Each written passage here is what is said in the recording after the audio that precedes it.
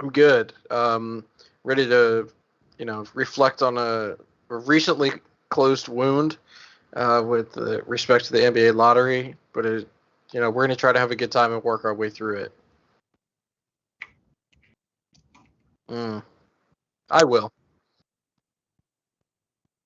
I have no respect for Ryan. I'm doing okay. I couldn't miss this show, as y'all know. One of my favorite things to talk about. I think I'm the most polarized basketball fan in the world because the two things I love are 18-year-old basketball players and dead ones. So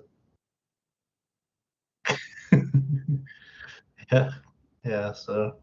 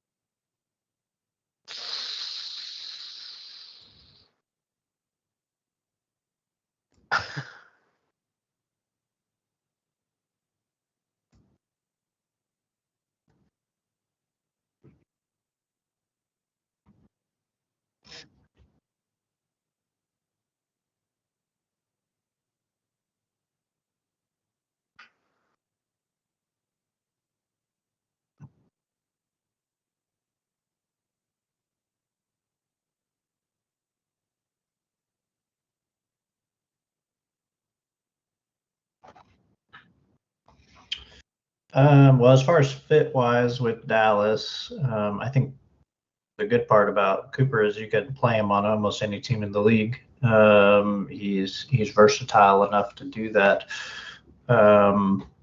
Dallas is maybe a little bit of a funky one. Like, it's not perfect, right? It's not like the perfect place for him to go, I think. You probably want to play him at the 4. Like, I think that's probably his best position in the future. He's probably going to have to play the 3 quite a bit in Dallas because of the amount of 5s they have, and Anthony Davis's love to play the 5 is low.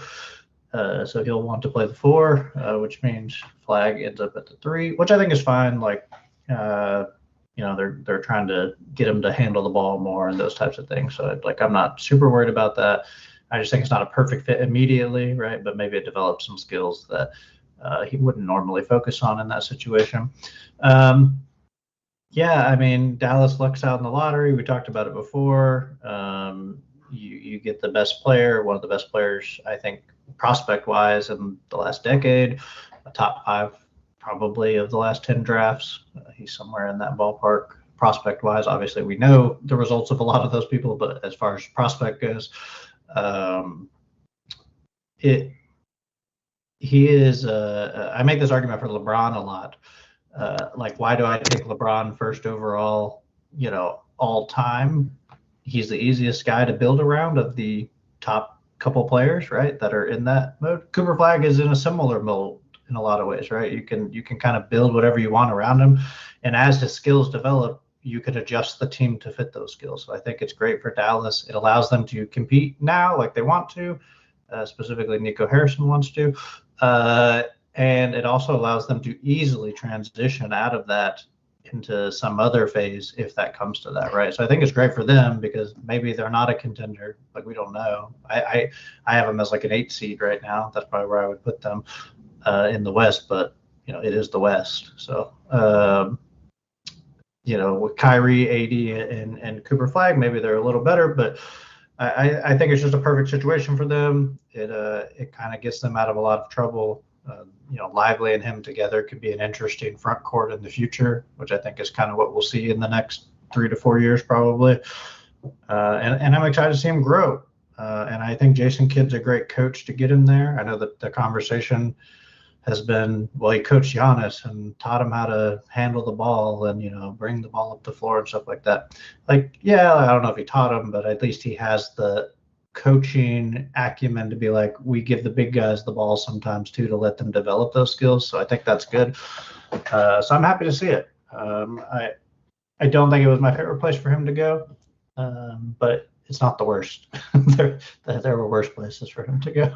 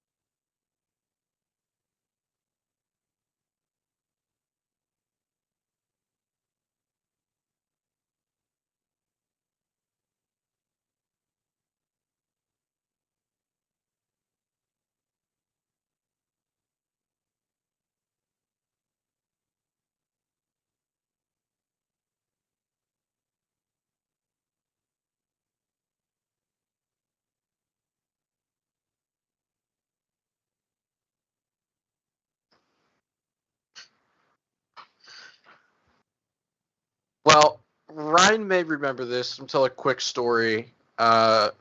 Normally, when I tell stories about how I'm correct about things, because I mean, most of my stories are about how I'm correct, right?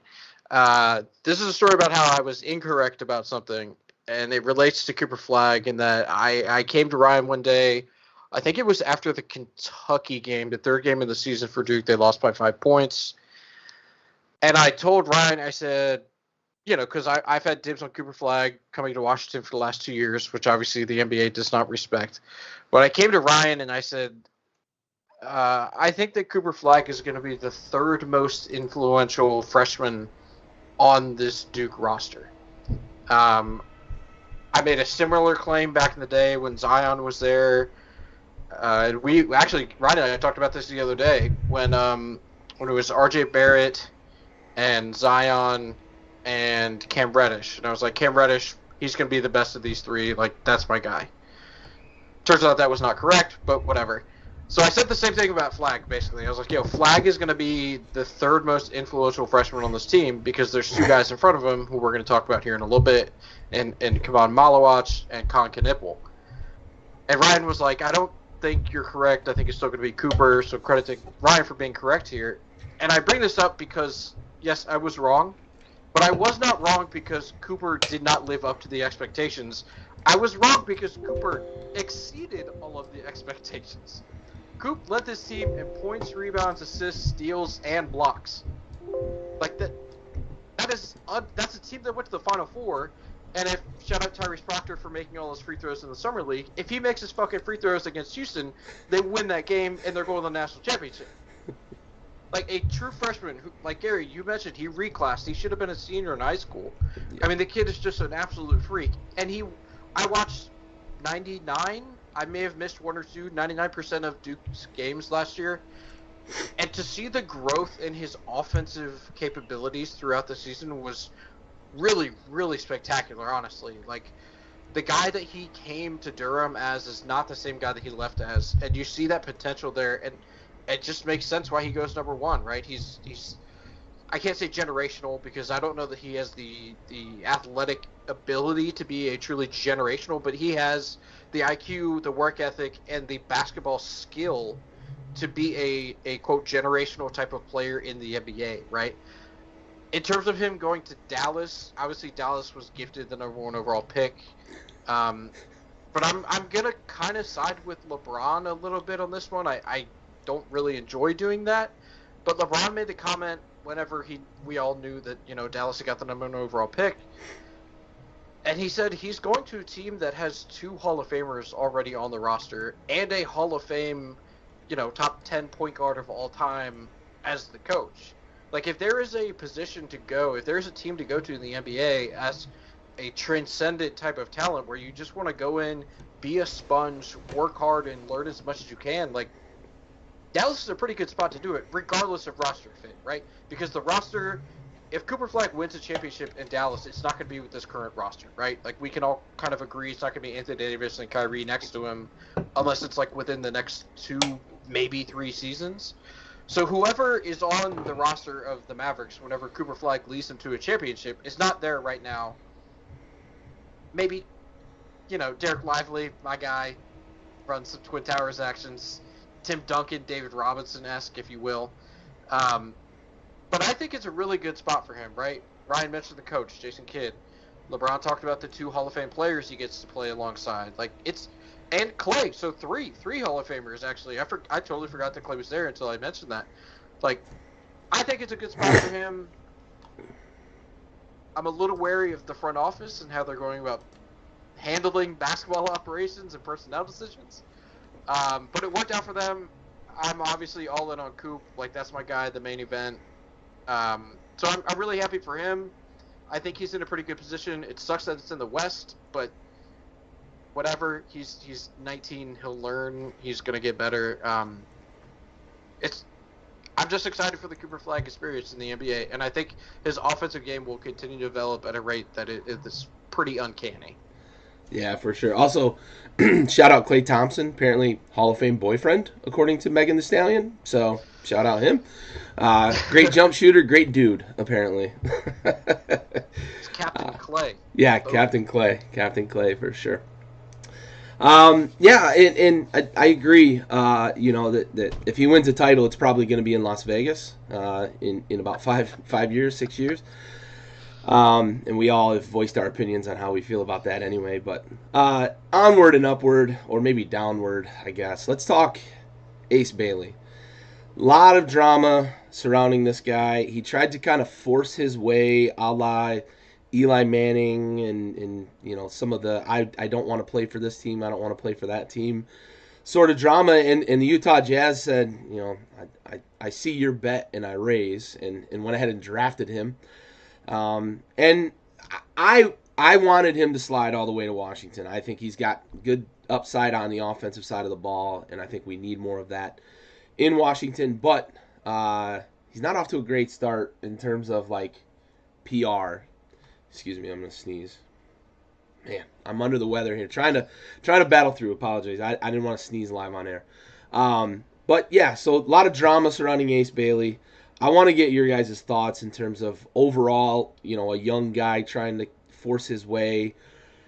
I feel like NIL has a little bit to do with this too, because players are much more empowered at younger ages now. They already were in the NBA, right? Younger 19, 18-year-old kids getting drafted and had kind of power.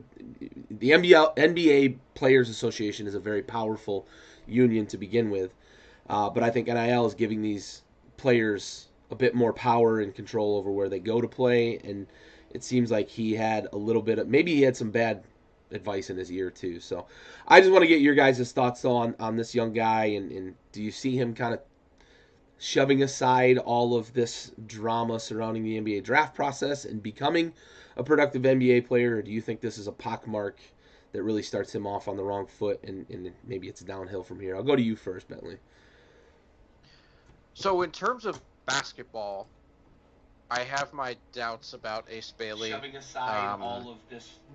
I've expressed this a couple times on this show about different players, and he and Dylan Harper certainly both fit the mold for this.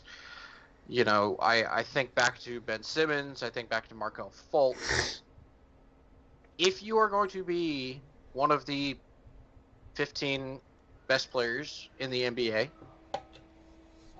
chances are you should be one of the 15 to 25 best players in college basketball, right? Just based off the numbers. That's how, they always say 1% of high schoolers play in college and 1% of college players play in the pros. Make the fucking tournament, all right? You're telling me you got 2 lottery picks on your team and you can't make the tournament. I get that you play in the Big Ten, but the Big Ten was not that great this year, all right? They were good. They were not great. Wasn't the fucking SEC. It wasn't the ACC even. Wasn't the Big 12, which was better than the ACC. Please just make the tournament, right? Gary, you made a point there. Maybe he has like somebody in his ear giving him bad advice. I think that's probably what a lot of this bad PR is, right? I have heard from folks who are tangentially related to the Rutgers program that he's a good kid, right? That he's not somebody who comes in and creates waves, makes havoc, whatever. He's a good kid. I think he's just getting bad advice from an agent who's not actually an agent. So that gives me a little bit of pause, right? The basketball piece gives me a little bit of pause. Not making the tournament. I didn't see a ton of development. Now, that may have just been the situation he was in college. I don't know if the Rutgers coaching staff is as good as the Duke coaching staff. You know, we just talked about Coop progressing. Not touting Duke, but like Coop got so much better throughout the year.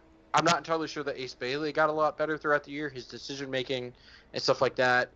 There's some redundancy there between him and Dylan Harper, so being on the court at the same time, I understand might be a little janky for them at such a young age.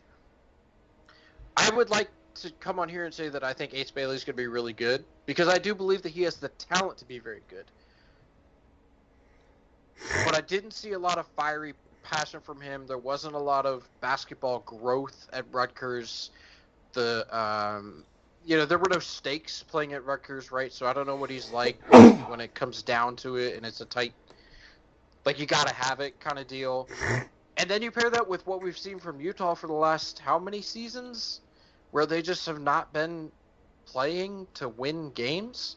I know that Ainge came out and was like, hey, we're not tanking this year. Okay, well, that's awesome, but like, you could play all your starters and still be tanking because they're 19 years old and Lauri Markkanen is going to want out, you know? I mean, the other old guy on the team, John Collins, is no longer there. So that really just leaves Lauri Markkanen in terms of veterans who are going to play for them, you know?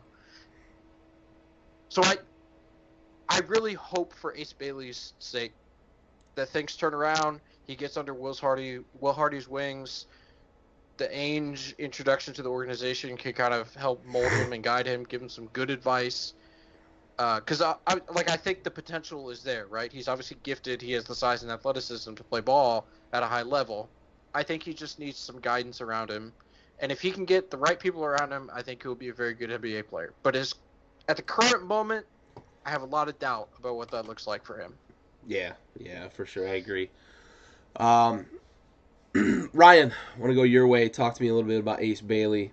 I think you and I shared a little bit in terms of, you know, what the talent could look like for him, but also not a great start. So talk to me about him, his situation, and what do you see for him as an NBA player?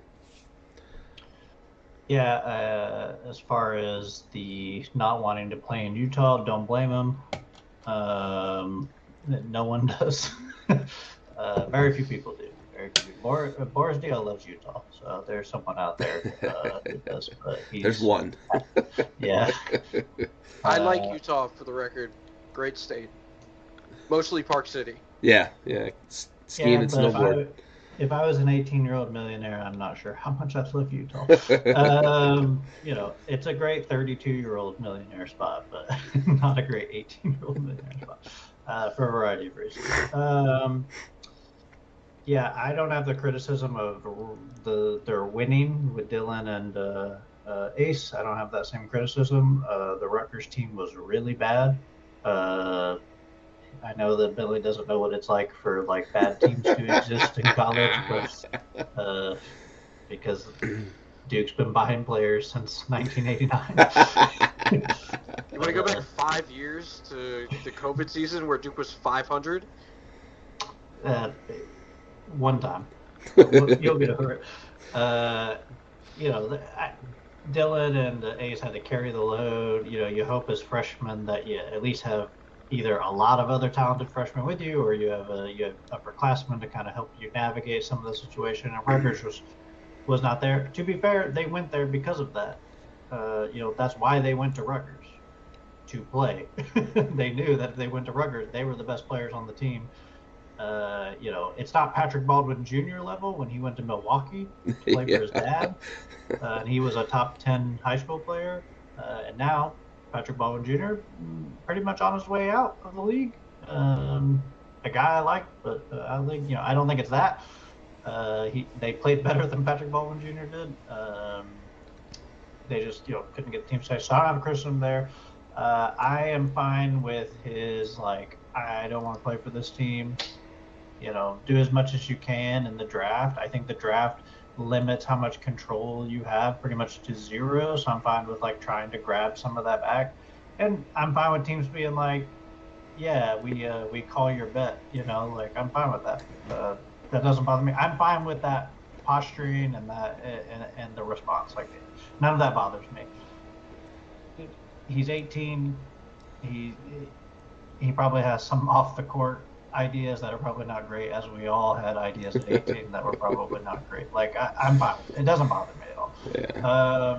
What does bother me is his play style to some extent. I do think he's going to struggle in a team environment for a while. Utah is interesting for him. That's a good developmental spot for him. But I think my concern is he views himself as a two guard. He is not a two guard. He does not have the ability to play the two currently, if ever. And because he views himself like that, it makes me wonder kind of how he views himself in reality. If you think you're a two guard, that probably says a lot about your analysis of your own play, right? He's a 3 or a 4. The team has a lot of 4s, so he'll probably play the 3 primarily. They need a guy who can be a scorer, an efficient scorer. He has not shown the ability to do that, but has all the measurables to do that. I think Utah's a good place for him. It actually was basically how I wanted the draft to go. It went the first 6 picks were who I would have gone with. That would have been probably how I would have done it. So I'm fine with how it turned out. For him, I wish him success. I think he'll be fine. It's a mentality thing, I think, more than anything. If he can get himself easier shots, next to better players or good players, right? If he can embrace being next to other good players and not just being the best player at all times, I think he's going to have a good career. I don't think he's Kevin Durant like a lot of people said he was. He's way too small and also not nearly as good. But I think he has a good future. I think he could be a 20-point per game guy at some point who rebounds the ball relatively well, and if he engages on defense, will be probably a plus defender, right? If all the results come out positively for him. So I'm fine with Utah taking the flyer. He was the best upside prospect overall at that point, and I thought he is a fine fit there. They have a lot of guards, they have a lot of 4s and 5s, so it made sense to kind of get a swing player at the wing position. So I'm fine with that, and I like the pick. I would give him a B+ on the pick because I think it was basically what you should do. So I'm not gonna give him a lot of credit. You can't give Dallas an A+ because that's what you're supposed to do. What do you give it? That was the decision to pick. That was the layup. Yeah, I feel like Utah to some extent was a layup, right? Trey Johnson didn't make sense there. Right. And then who's coming after that, right? Most people felt there was a teardrop at that point. So I think Ace made the most sense for them. So I'm cool with everybody's actions during it. I hope he matures. I hope in 5 years we're like, oh, that was silly. He's actually a nice kid, like Bentley said, right? Great on the floor, great off the floor. He just, don't mess with his money or something. I don't know. Lots of people like that. So yeah, I'm cool with it. I'm glad he didn't go to Washington. I disagreed with Gary, of course. As we said before, everybody here is a Washington fan to some extent. I do not think he would be good in Washington. I think that would be a bad place for him. Honestly, Utah might be the best place for him because there's nothing to do but play basketball. Yeah. Sure. So my dad asked a question in the chat, going back to we were talking about whether or not the Mavs were going to be able to win a title. he's asking. We talked a little bit after last week when we talked about whether or not OKC was kind of primed for a bit of like a dynastic run, and we also talked about kind of the differing definitions of dynasty. But the question he asks is, are we kind of in an era where it's going to be really difficult to win a bunch of NBA championships in a short amount of time? And I go back to like the Warriors were kind of the last to do it, right? 3 out of 5, and they were the last ones to go back to back. And prior to them, the Heat had gone to back to back, and then prior to them, the Lakers had. But nobody's really gone on like a 6 in a decade run, since the '90s. But Kobe's kind of run with the Lakers and Shaq, and how he finished off with Pau. Probably the last like sustained dynastic run prior to what we saw with the Warriors. So, we'll go to you first, Bentley. Are we in an era? Are we kind of in a stretch where we're gonna have a bunch of kind of one-off champions rise up and get a title, or do you think a team like OKC, or is there another team that you look at as like in 3 years that team's going to go on a huge run? Is it Vic and the Spurs maybe, or something like that?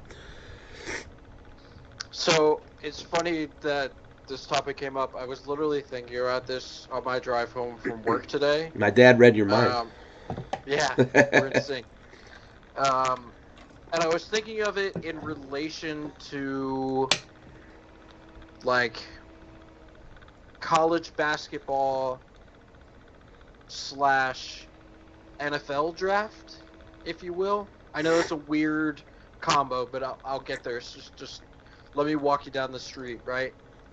So in the NFL, the model, and Gary, you and I, and Ryan are all living this right now, right? We have young, hotshot quarterbacks, and Ryan's team, I don't know if they're doing this, but we're doing this. We're spending a bunch of money around them to try to capitalize on this window before they get too expensive to be able to build a championship roster around them, right? We'll toss out what Tom Brady did because he married a billionaire and took a bunch of less money, right? That aside, in the NBA, what we're doing is we're drafting not for guys who can win championships now. We're drafting guys who can win championships when they get to their second contract, right? Because that's just how the NBA works. Unfortunately, for a lot of teams in the NBA, there was a new CBA that was agreed upon where we have a second apron, which is a a hard cap. It just is. You can't trade picks, you can't combine salaries, you're stuck, right? And tack onto that what is now a repeater tax. So if you're in the luxury tax, it goes up 17 or 18% or whatever for every compounding year that you're paying the luxury tax, right? Which led me to think about college basketball. These ownership groups, they don't want to be in the second apron. Next week when we dive into the offseason, we're going to talk about all the moves that these teams have made to sneak in just under the second apron, right? We're in an era right now where there's more basketball talent on the planet than there ever has been. We're pulling from a wider pool of players, right? How many, was it last year? How many freaking Europeans did we see go in the first round? There was like 3 French dudes in the first 11 picks. Like, it's crazy. What I think is going to become more of a trend is that we will see teams draft guys who are ready to win right now, right? And I'm not talking at the top of the draft. I'm talking maybe later in the rounds. You pick like a surefire guy, like to your dad's team, the Cavs, right? They picked Tyrese Proctor. Tyrese Proctor is not a guy who was ever going to be a lottery draft pick in the NBA. But Tyrese Proctor is a guy who played 3 very solid years at Duke and is now shining in the summer league. And Ryan even said this to me today. He's going to be a guy who plays in the NBA. Is he going to be a star? No, but if he's Andrew Nembhard, we just watched Andrew Nembhard play in the NBA Finals, right? So you kind of combine all of these things together, right? If you're a team that has a superstar, you maybe don't take the next guy who has the most potential. You maybe take the guy who's ready to play for a contributing team right now. You know, um, the Spurs are not in that situation because Vic's deal is not up yet. They're not worried about the second apron at the moment. Dallas, a little different because they have Kyrie and AD, but like, you know, Charlotte, they're not worried about the second apron. Utah, not worried about the second apron. Washington, not worried about the second apron. So they're all taking like potential guys. If VJ Edgecombe hits in Philadelphia, that's a team that is worried about the second apron. So like, if they're the 10th pick next year, like if they're bad again, whatever, are they going to pick a guy who has huge upside? Or are they thinking, man, we're like a player away. We got this kid Edgecombe coming up. We got Maxey. We got PG potentially. We got Embiid potentially. You know, I think there is, and obviously I could be incorrect here. This may not be a thing whatsoever, but I think there is some credence to picking players who are going to be cheap but are better coming out of college than somebody that you think maybe is going to be worth a max contract, because if you already have somebody who's on a max contract, we have the second apron, which will prevent you basically from spending any more money than possible. And that's how I'm relating it basically to the NFL draft. So to answer your dad's question of are we like in an era where we're going to see a lot of parity amongst NBA championship winners, I believe so, right? It's fucking hard to win multiple. It's hard to win one championship. It's even harder to win multiple, right? You have to have injury luck. You have to have seeding luck, all of this stuff, you know? And if you are paying, so whenever the Oklahoma City deals come up, it's going to be like 85% of their salary cap is going to 3 guys. So, I mean, it's going to be really, really hard to work around the margins. Yeah. Whereas when Kevin Durant, Gary, you talked about the Warriors, when Kevin Durant went to Golden State, the salary cap jumped, what was it, 20% or something? And they were able to fit an extra max contract. And their owner had no qualms with paying fucking $85 million a year in luxury tax. Exactly, right? So the era is very different. I do think that this is going to be a continuing trend of seeing different teams compete, simply for the fact that like teams are more talented than ever. We have the second apron now, so it's harder to like star stud your roster. Yeah. There's just more like good players, and it's fucking hard to win multiple championships. Yeah, I like that point. The second apron kind of throws a wrench in the idea of like, if we got an ownership group that's willing to spend, we can stack these guys, and you know, all the supermax and exclusions and all of this, but you can't do that with the second apron now because it is a lockdown essentially in terms of your maneuverability. Ryan, any dissenting opinion, any thoughts? Do you see a team that you look at and say that might be a team we're going to see go on a run of, you know, 3 out of 5, something along those lines? No, but I'm glad to hear Bentley's come around to my definition of a dynasty, because I think he realizes, you know, in the current environment that our definition of a dynasty that has historically been used does not fit under the current CBA. So we have to, you know, reevaluate what success looks like. Yes, a 1 seed that loses in the second round. Very dynastic run. Hey, they're almost done with it, as I said before. Another 2 years.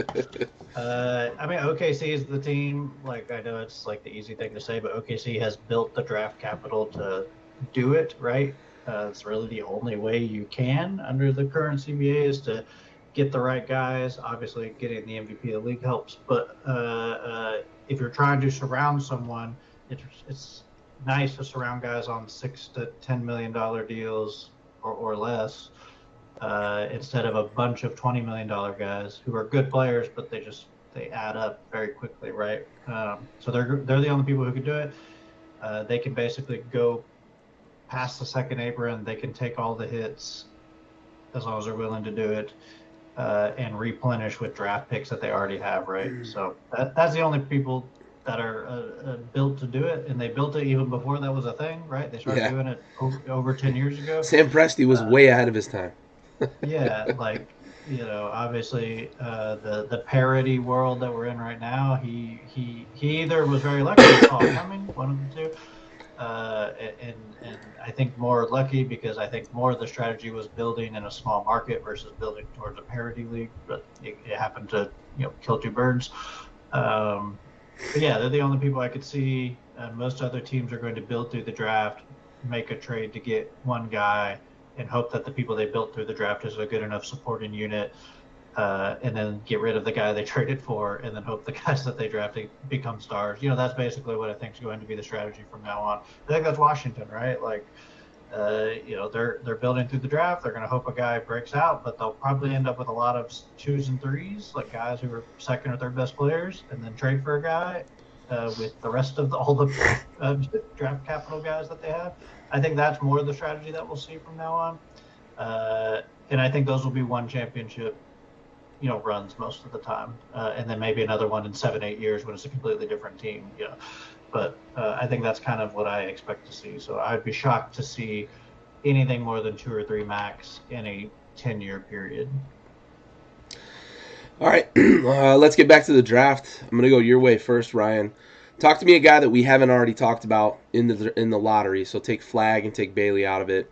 Give me a guy who's the best fit with the team he went to in a lottery spot. Well, I will not say Trey Johnson because I actually do think that's what it is, but I'll leave that for either of y'all if y'all want to talk about Trey Johnson. Even though I don't think y'all love him as much as I do. I'm going to say, ooh, that's tough. Give me 1 second. I wasn't prepared. We're going down to 12, right? Is that what we consider the lottery? 14. 14. Yep. I'm going to take San Antonio's second pick with Carter Bryant. That's who I was thinking of, but I think of his name for a second. Yeah, Carter Bryant. I think he's going to be great there. I think he's a great fit next to Wemby. Already a great defensive team with Wemby. They need more defenders, though. He's a great wing defender. He even made Flagg work when they played him, which that's obviously impressive at the college level. He's looked good in summer league. If he can be a shooter, he shot at a very low volume at Arizona. Didn't play a lot, but I think he has the size, right? He's a 6'9", long guy. Shot 40% from 3. Can defend multiple positions. He's quick. I think he's a great 3rd or 4th guy, and getting him at 14, you're hoping for a Mikal Bridges like player at some point, and I see that in him, even if it's a light version of that. And I think that would be great next to Wemby. I think it makes a lot of sense next to him. That would probably be the guy I would say. I thought San Antonio had a great draft in general with their 2 picks. They had a layup pick that I think for 2, but I think holding steady, not trading up, and still being able to get Carter Bryant, I think that was a good move. Who I had, in the 10 range, and I think he fits really well there. So yeah, for sure. That perimeter defense is going to be helpful, right? Because Wemby's protecting the rim. I will say about Trey Johnson, I hope you're right. That's my stance on him. Is I hope you're right. I just don't.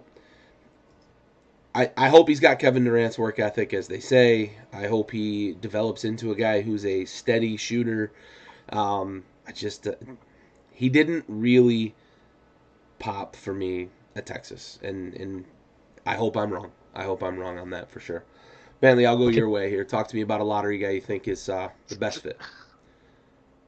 Trey Johnson's going to score a lot of points in the NBA. I'll put it that way.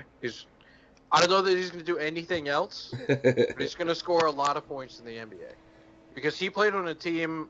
Sorry, I watched a lot of SEC basketball last year. That Texas team was not very good. Yeah. He was a true freshman.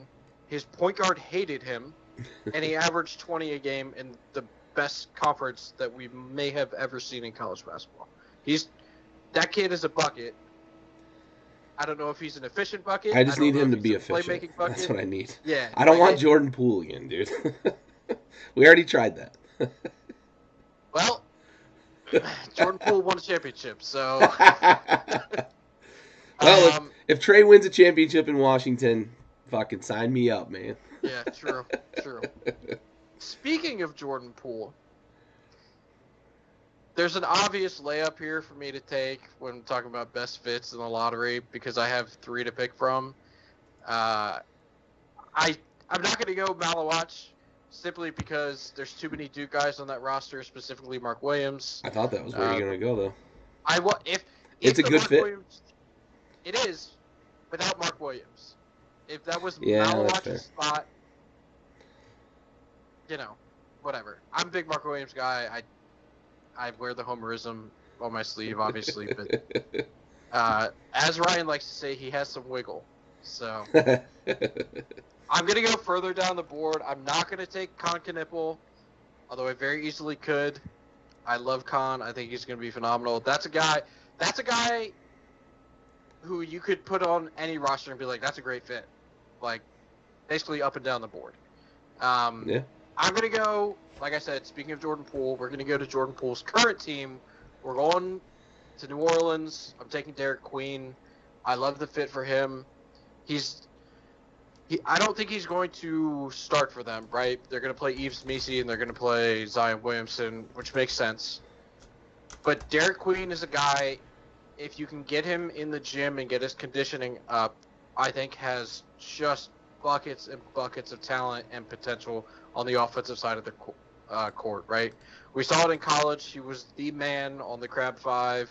They made a run in March Madness. He had the buzzer beater where he traveled, and they didn't call it, but whatever. It's fine. They don't call those in the NBA either, so he was just preparing. He's a guy that you can play as like a stretch five alongside Zion if you want to go a little smaller. Both are phenomenal rebounders. If he can develop a little more of an outside shot, he can really be like a floor spacing five. He can put the ball on the floor. I saw him in Summer League already bringing the ball up the court, running like a point forward, point center type position. He's really good if you get him on like a wing post up, like 12 to 16 feet around. He's very lethal in that range because he has the foot speed and the quickness to get around defenders and get to the bucket. He's got long arms. He can go over guys. I really like his offensive game. I think he can kind of do it all from a big man's perspective. Do they have the infrastructure down there to develop a guy like that? I mean, it hasn't worked out the best. They didn't have the infrastructure to keep Zion out of McDonald's, so. Yeah, like that worries me a little bit. Obviously, he and Zion, two totally different people. Sure. I don't know Derek Queen. I have not heard bad things about him or his work ethic or whatever, So it's all upside for me in terms of Derek Queen. One of the funnest teams I've ever watched was Anthony Davis and Boogie Cousins running around the two towers down there in New Orleans. If you tell me that Zion and Derek Queen are like miniature two towers, I'm all on board. They operate in the same space a lot of the time on the court, but like I said, if Derek Queen can expand his range and really be like an outside shooting threat, I think it could really open up that floor and do some really, really fun things for the Pelicans offense.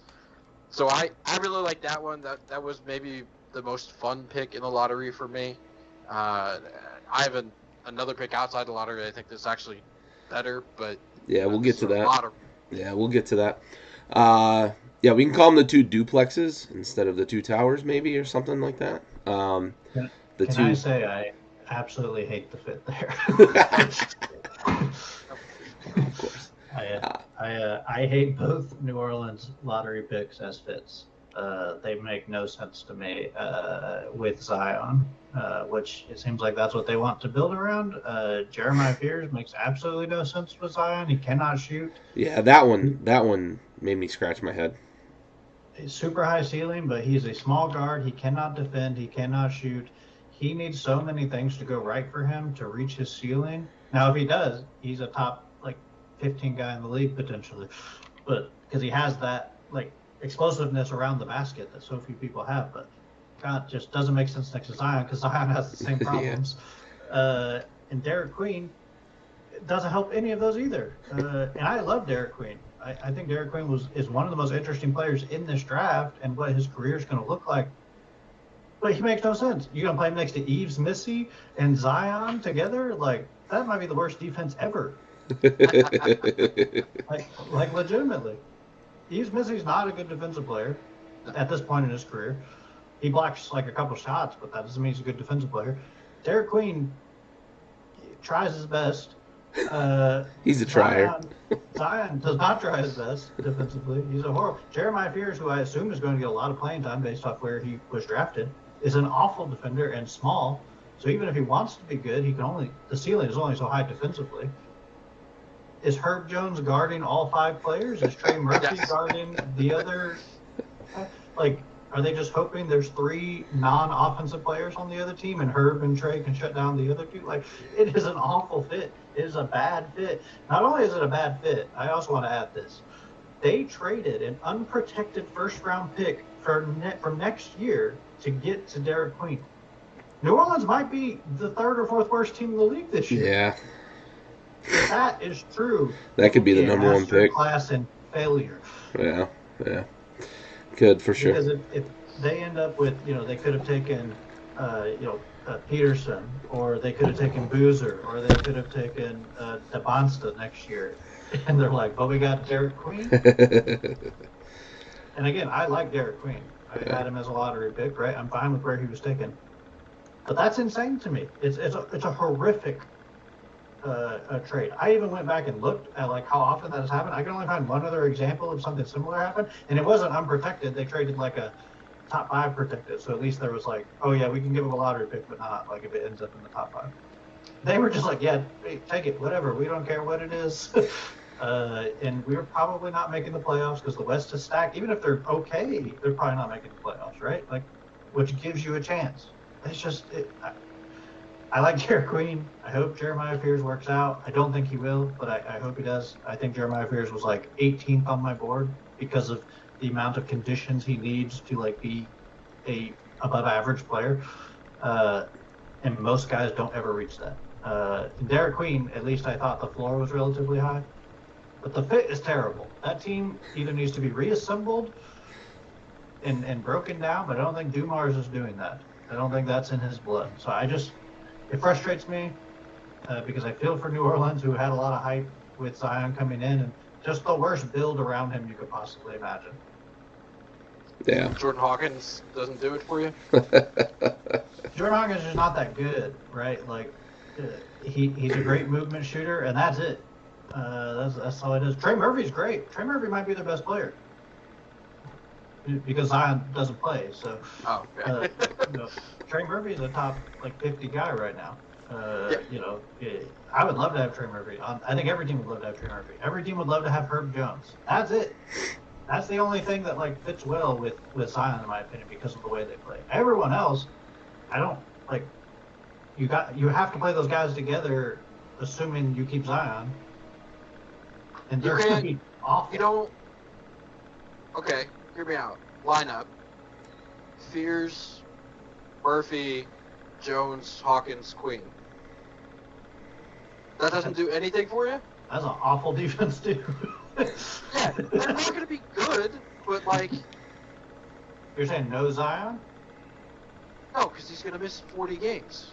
I don't mind them if Herb Jones and Trey Murphy is what they're trying to build around. Like, if they're like, we got the wings, these are the guys. Jeremiah Fears is like, we're swinging for the fences with Fears, and Queen, we're doing the same, right? Like, we're hoping he's Şengün or something like that, right? Those guys make sense. Zion makes absolutely no sense. So if Zion is not there, I'm actually okay with the pick. Yeah.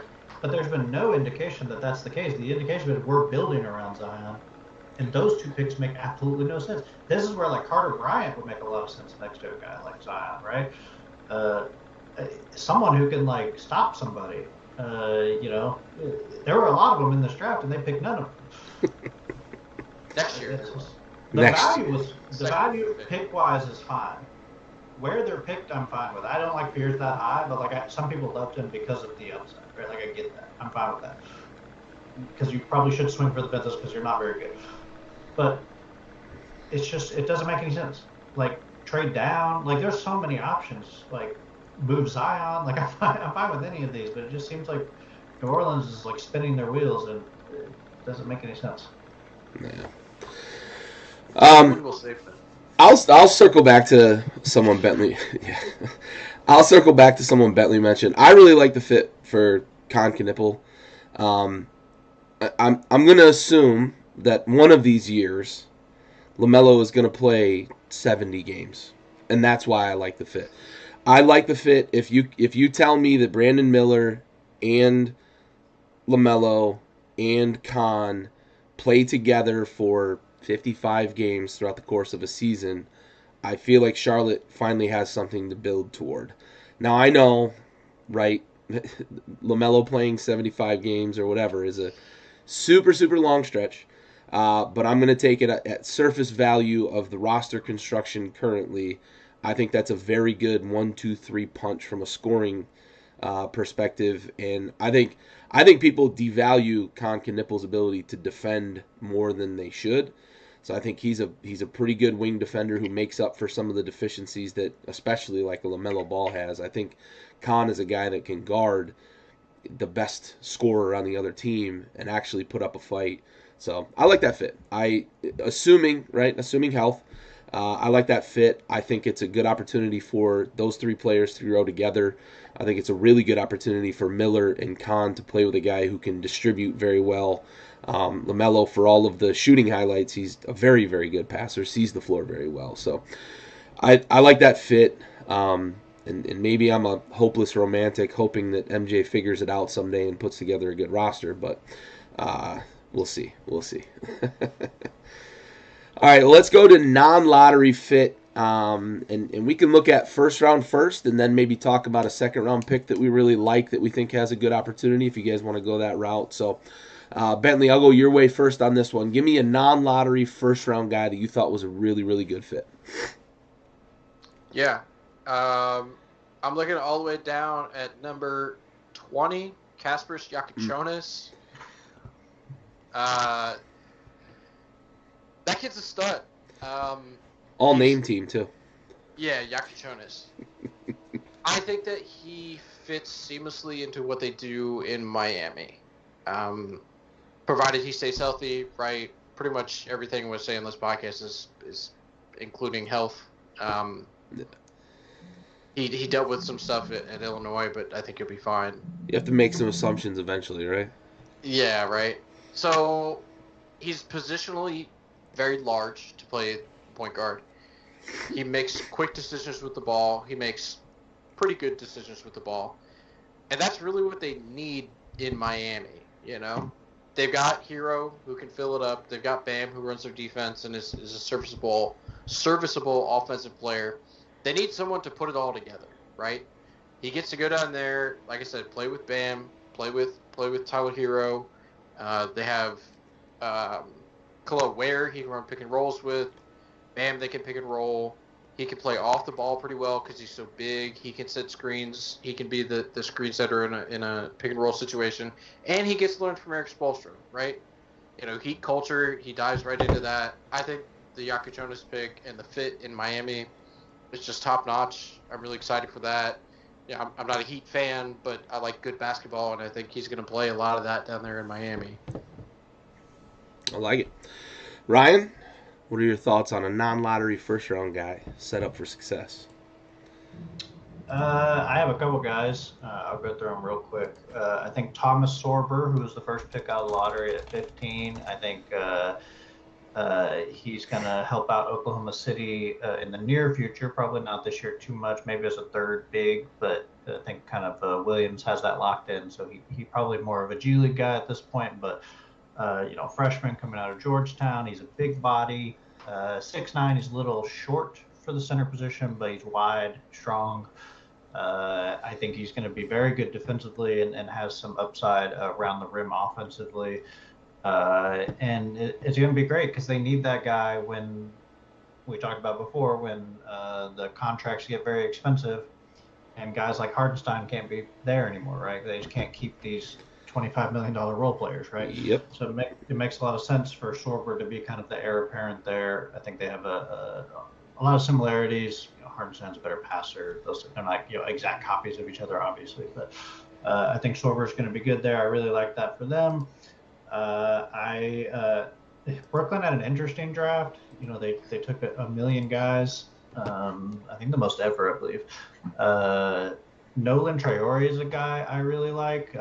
First of all, the Traores, lots of great soccer players with that name. If you've ever watched any soccer league, there's a million Traores. Nolan was at one point a top 3 prospect in this class. Started out the year slowly at St. Quentin in France, and then kind of played well at the end of the season, but had already kind of lost some draft stock at this point. So I actually liked the flyer at 19. I actually had him above Yegor Demin, who they took in the lottery. So I had Traore like 16th, I think. I like that for them. I think he'll give them a lot of quickness. He's a great first step guy. He just needs to basically everybody they drafted needs to figure out how to shoot. So that's kind of the swing skill. But if you take 5 guys, one of them will figure it out.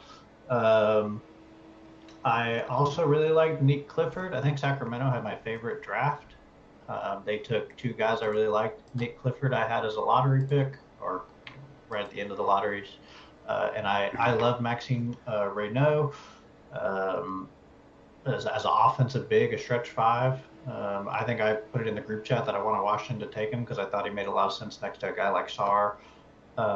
They didn't take him. I actually would have preferred Charlotte took him over Kalkbrenner because I think he makes more sense there. They could have went like a 5-out offense, which I think would have been good with the way LaMelo plays. But really like Nick Clifford. A little bit of a do-it-all forward. He's an older player out of Colorado State. Scores the ball. He's a great rebounder for his position.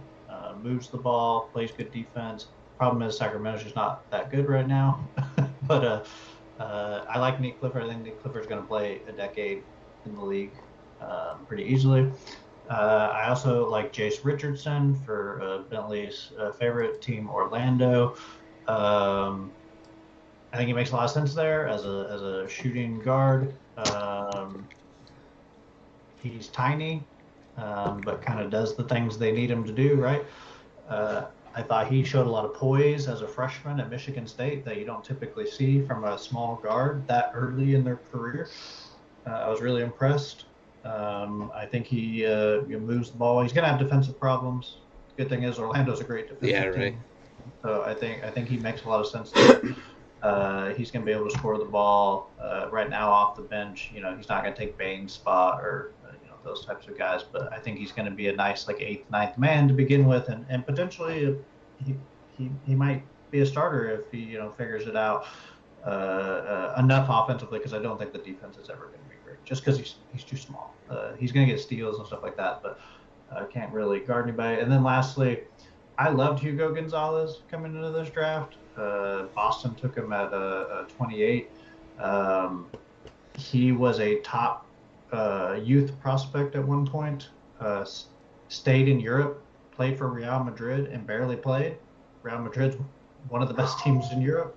There's a lot of former NBA guys playing, like grown men, 30-year-olds playing for Real Madrid, trying to win a EuroLeague championship and a Spanish ACB championship. He didn't play much. I think if he goes to college, he's a lottery pick. Because of the time he gets to play, right? He gets to play more than like 8 minutes a game.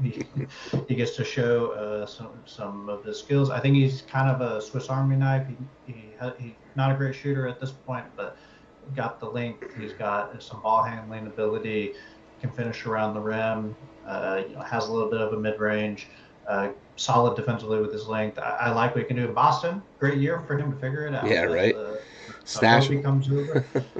Yeah, it makes a lot of sense, right? Like maybe he looks good in year 2 and year 3, right? I think guys like that. Jordan Walsh needs time over there, right? I think they're getting some guys that I would like to see.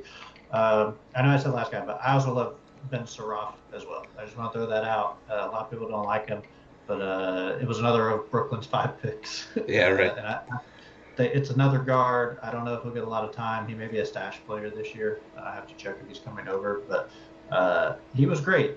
Bentley was talking about in the draft when I think we talked about it on the pod. There were 2 players from Ben Saraf's team that were drafted in the first round, both playing for Ulm in Germany, who were playing for the championship in Germany. One of those players showed up at the draft and missed the final game of the season, the championship game. Ben Saraf stayed and played in that game.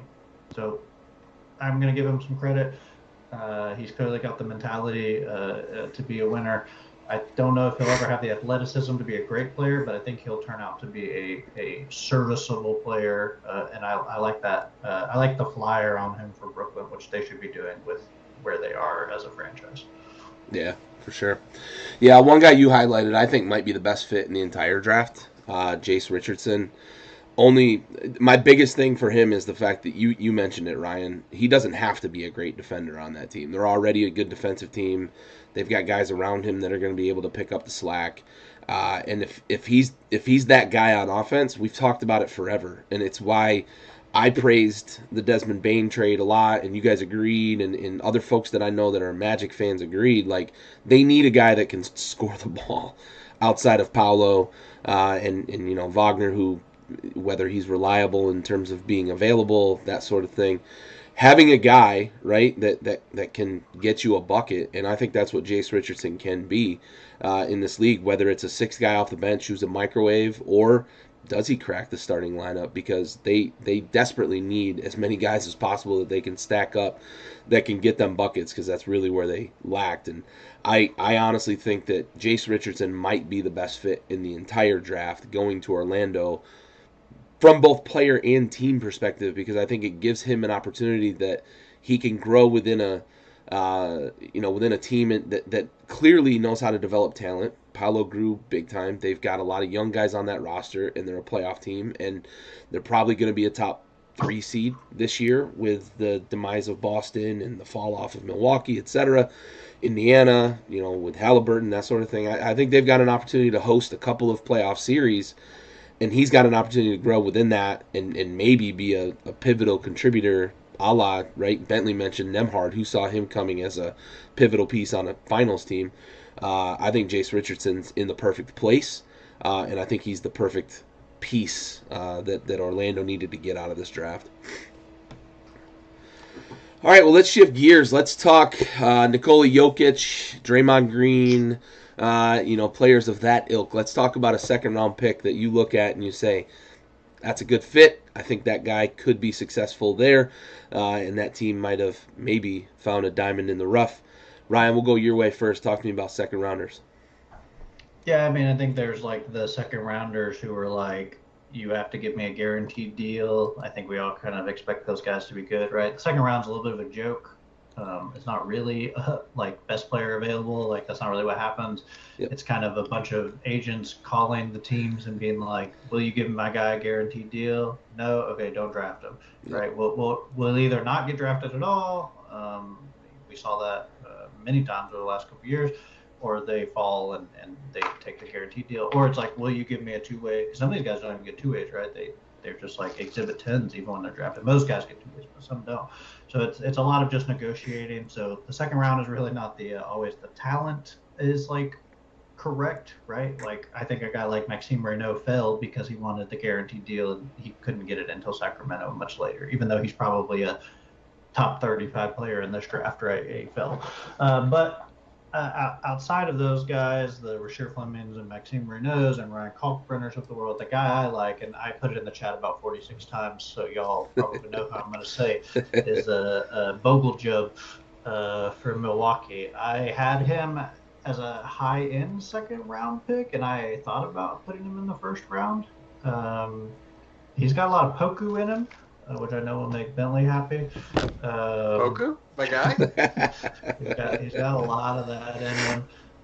Played for Mega Basket in Serbia, which is a great team. A lot of great players come out of Mega Basket. They're a very good developmental team. He needs time. He's really skinny, but he's really long and has shown a lot of flashes of skill. I think he's an interesting pick. I also think there's a good chance he's out of the league in 3 years.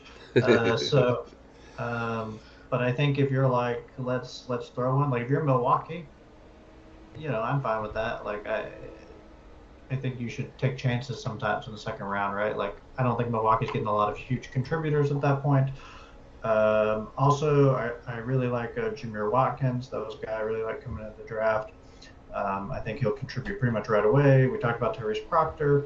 John Tonje is a guy I thought was very good. I thought I moved him into my top 40. The Lakers got him at 53. Does a little bit of everything but shoot, which you hear a lot. Will Richard, another guy who I think is going to play in the NBA, he was drafted 56.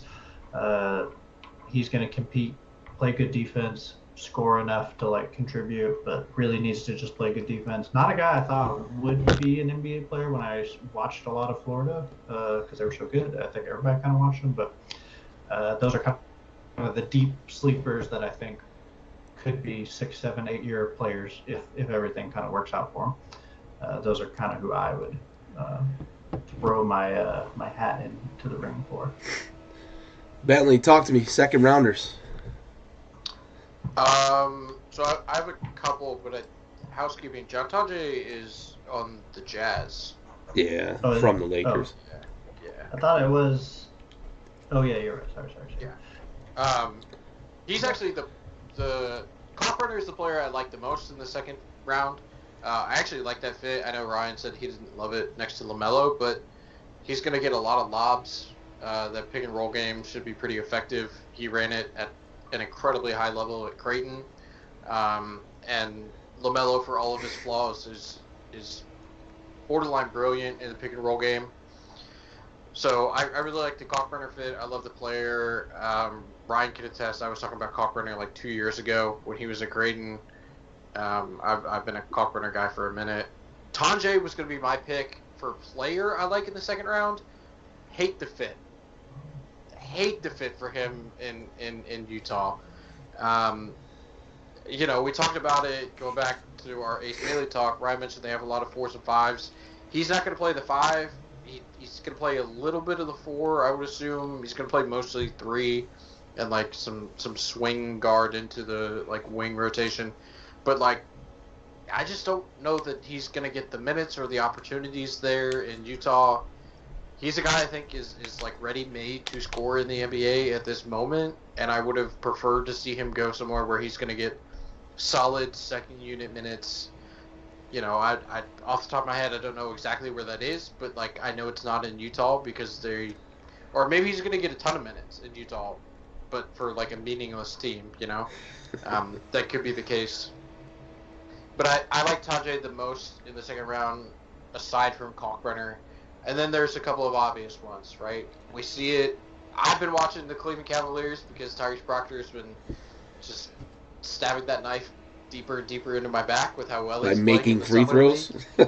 Yeah, I mean, just 32 points the other night, 9 for 9 from the free throw line.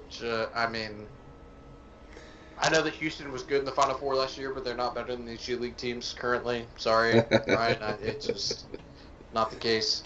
But I think that with Ty Jerome leaving Cleveland in the offseason for free agency, I think that's a pretty good pickup for them. That's a guy. He's like I said earlier, he's not going to be an all-star in the NBA, but he's going to be a guy who plays in the NBA. And then good opportunity to learn behind like Donovan Mitchell and Garland, and yeah, good opportunity. 100%. Sion James in Charlotte. I know Duke guy, whatever, but I promise you it's not because of that. I think it's because of opportunity, right? They have Melo, and then they don't have a ton of good guards behind him. Sion James is a guy who he has the body to play in the NBA. He's going to be bigger than most of the people guarding him. Yep. His handle is a little loose, but I think that's something he can work on and get better. He's a cerebral guy. He doesn't get hyped. He doesn't make a lot of mistakes. And with LaMelo being an injury concern, he's going to get opportunities to play, Yep. Provided he's on the roster. As long as he's on the roster, he will get opportunities to play. He's not going to be somebody who gets overwhelmed by the speed in the NBA game, by the size of the players he's going against. Those are just a couple that kind of stuck out to me. The Kobe Brea pick, sure, I mean, it's fine. I wasn't a big fan of the Elijah Martin pick. I'm not a big Elijah Martin guy coming out of Florida. I thought he was a little like propped up by the depth of that team. He's more like an energy guy, if you will. He might be okay. The second round really just came down to those 4 guys: James, Proctor, Tonje, and Kalkbrenner for me. Those are the ones that really kind of stood out that I think have the most upside, if you will. Yeah. I think the only one I would bring up that you guys haven't, because I like the Kalkbrenner play. I think, he's a guy that he just fits. I think he's got potential on NBA rosters. I like Janai Broom in Philly. I think the team fit is what made me pick him for this. It's a team that's potentially on the brink of success if they can get healthy and stay healthy. I think Janai Broom, being a guy who can come off the bench and face second unit guys, is going to have an opportunity to succeed in Philly. And they are not going to ask him to be anything more than what he is in terms of just being a tough guy who can shoot from range. I think he hit 4 threes in their last summer league game. I don't expect that from him night in and night out, but he is a guy that can get you 3 or 4 on a given night. He's a guy who can rebound, plays a little bit bigger than his size, and I just don't think that they're going to expect a lot from him, especially being a second-round pick, but also being an older guy. I think he's going to have opportunities to play on a second unit and get good minutes, and we might potentially, especially with the way the East is, like even if Embiid load balances for 45 games this year, we might see Philly hosting a playoff series, and we might see Janai Broom as a rookie getting meaningful minutes in a playoff series. So I like the fit only because of the team. I don't think he's a guy that fits on every team in the NBA. I think there's a handful of teams that if he'd have gone to him, I could see a place for him, and Philly was one of them. That's just another guy I think I'm not ever going to say he's going to turn into a star on the level of like a Draymond Green or a Nikola Jokic, but I think he's a contributor on that team. All right, well, we have talked NBA draft. I want to go around the room. Any closing thoughts, maybe winners, losers, or anything big that we didn't really talk about to this point? We'll go Bentley first. Talk to me. Closing thoughts here on the way out. So I'm going to give you a potential winner, right? There's a lot of potential, a large amount of potential with a huge backing for that potential. I'm going to go Portland with Young Hansen. Yeah. The big tariff, if you will.